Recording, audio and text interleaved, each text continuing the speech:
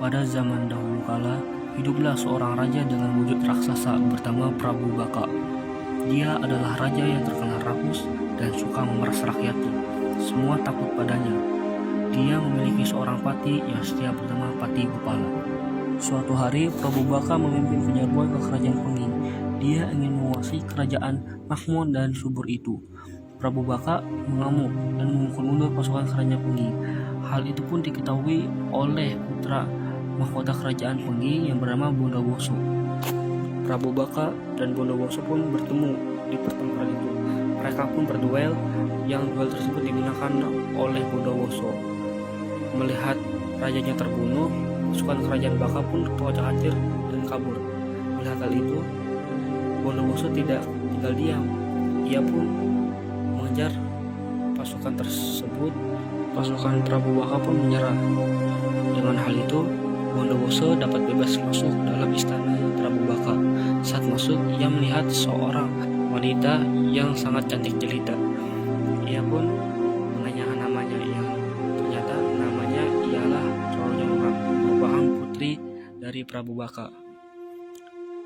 Melihat itu, Bondowoso pun langsung meminta Roro Jonggrang untuk menikah dengannya.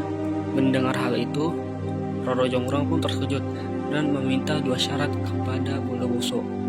Yang pertama ialah ia harus membuat sebuah sumur yang sangat dalam untuknya dan membuat 1000 candi dalam satu malam. Bondowoso pun menyanggupi permintaan sang Roro Jonggrang. Ia pun mulai membuat sumur yang sangat dalam. Setelah selesai ia pun segera membuat 1000 candi yang diwaktukan hanya dalam waktu satu malam. Dalam pembuatan 1000 candi, Bondowoso meminta bantuan pada jin. Setelah beberapa saat, candi tersebut hampir selesai dibuat. Hanya satu candi saja yang belum terbuat. Melihat hal itu, Roro Jonggrang pun panik karena ia sangat tidak mau dinikahi oleh Bondowoso yang telah membunuh ayahnya sendiri. Karena hal itu, ia pun memiliki ide untuk menggotokkan sebuah kayu ke tanah dengan seluruh para wanita di negerinya.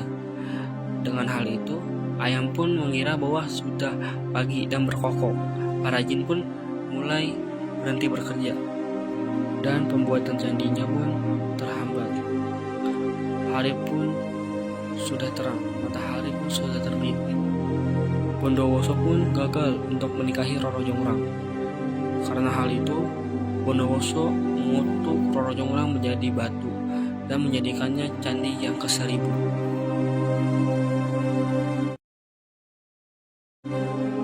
Pada zaman dahulu kala, hiduplah seorang raja yang berwujud raksasa bernama Prabu Baka.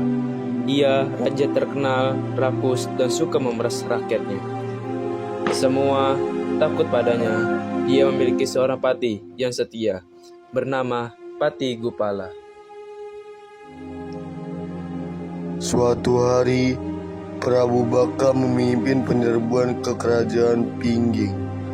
Dia ingin menguasai kerajaan makmur yang subur itu. Perang pun tidak terhindarkan.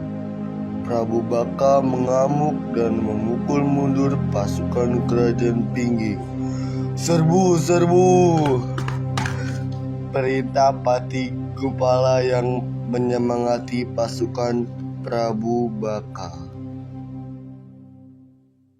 Putra mahkota kerajaan Penging yang bernama Bondowoso marah besar saat tahu kerajaannya diserang tiba-tiba oleh pasukan Prabu Baka. Maka Bondowoso menyiapkan pasukannya dan memimpin serangan balasan. Ini tidak bisa dibiarkan, kita harus menyerang pasukan Prabu Baka. Di tengah pertempuran, Bondowoso bertemu dengan Prabu Baka. Mereka bertarung dengan ganas dan saling menyerang dan saling mengeluarkan jurus andalan mereka. Akhirnya Bondowoso berhasil membunuh Prabu Baka. Pasukan Prabu Baka kocar-kacir saat tahu raja yang terbunuh. Pati Gupala memerintahkan mereka lari pulang ke kerajaan Baka. Bondowoso tidak tinggal diam. Ayo kejar, jangan mudah menyerah. Bondowoso dan pasukannya terus mengejar musuh hingga ke kerajaan Baka.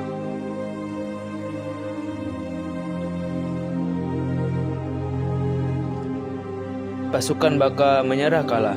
Bondowoso bisa masuk istana dengan leluasa. Alangkah terkejutnya ia karena bertemu putri cantik jelita di dalam istana. "Wahai putri cantik, siapakah dirimu?"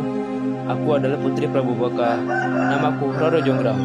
Bandung Bondowoso tidak menyangka Prabu Baka yang berwujud raksasa ternyata memiliki putri cantik jelita.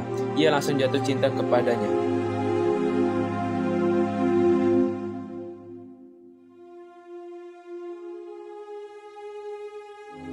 Bandung Bondowoso tidak bisa tidur memikirkan Roro Jonggrang. Akhirnya ia mengatakan maksud hatinya pada putri cantik itu. "Wahai Roro Jonggrang, putri cantik jelita, maukah kau jadi istriku?"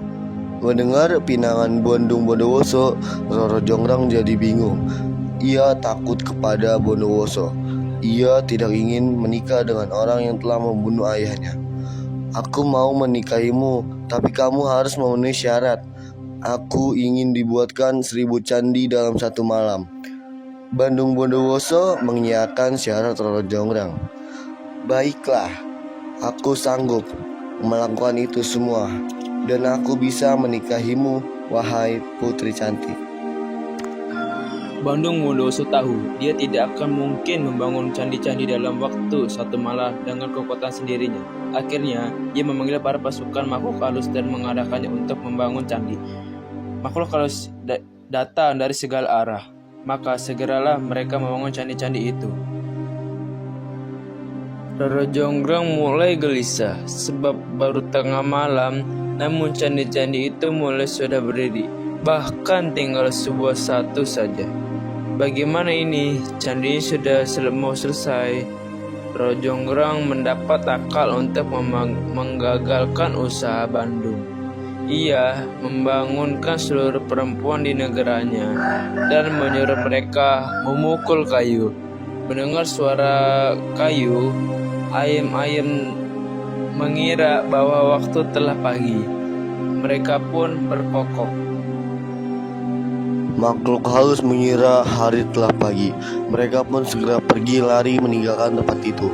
Bandung Bondowoso segera tahu kalau dia ditipu lagi. "Kau telah menipuku lagi, Roro Jonggrang. Aku tak bisa memaafkanmu."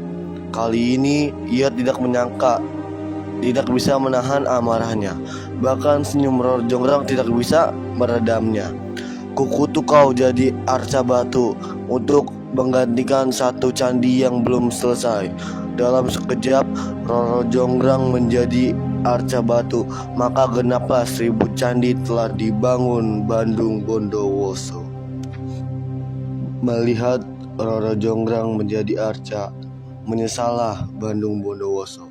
Ia menangisnya, namun nasib telah menjadi bubur. Bandung Bondowoso tidak bisa menarik kutukannya.